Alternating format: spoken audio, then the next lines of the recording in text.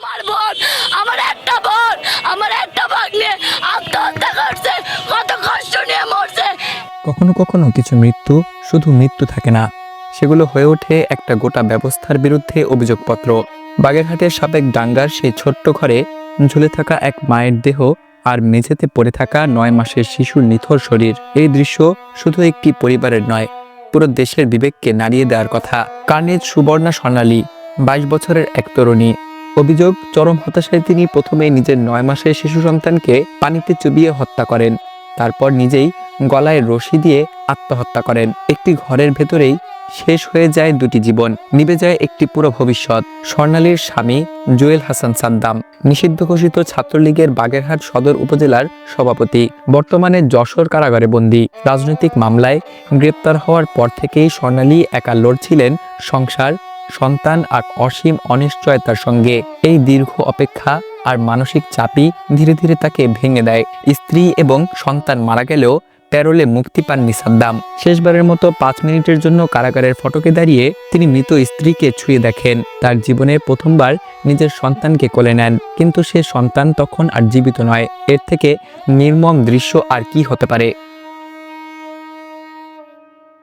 কারা ফটকের সামনে স্বজনদের কান্নায় বাতাস ভারী হয়ে ওঠে। কেউ বলছিলেন সে খুনি না, রাজনৈতিক মামলার আসামি। কেউ বলছিলেন এই রাজনীতি সব শেষ করে দিল।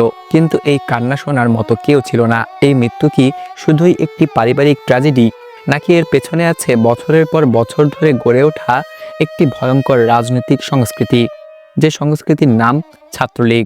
দখল, চাঁদাবাজি, সহিংসতা, মামলা, ক্ষমতার অপব্যবহার। এই সংগঠনের কারণে কত পরিবার যে এভাবে ধ্বংস হয়েছে তার কোনো হিসাবই নেই। আজ সাদ্দাম কারাগারে, তার স্ত্রী এবং সন্তান কবরে, কিন্তু এই পরিণতির পেছনে যে রাজনৈতিক বাস্তবতা, যে সহিংস ছাত্র রাজনীতি, যে ভয়ঙ্কর সংস্কৃতি, তার বড় নাম ছাত্রলীগ। দেশের মানুষ আজ এই সংগঠনকে ঘৃণা করে, ভয় পায়, কারণ এই নামটার সঙ্গে শুধু সন্ত্রাস আর ধ্বংসই জড়িয়ে গেছে।